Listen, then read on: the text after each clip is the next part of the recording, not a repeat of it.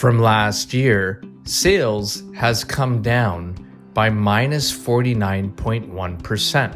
However, the average price has only come down by minus 5.7%. For October, in Mississauga, the number of sales was 446 units.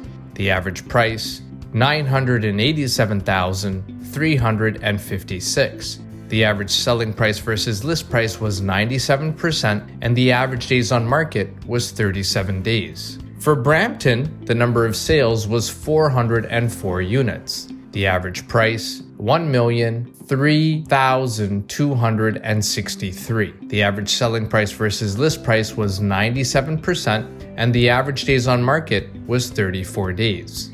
For Oakville, the number of sales was 172 units. The average price, $1,487,485. The average selling price versus list price was 96%, and the average days on market was 34 days. For Milton, the number of sales was 91. The average price, $1,031,770. The average selling price versus list price was 98%, and the average days on market was 32 days.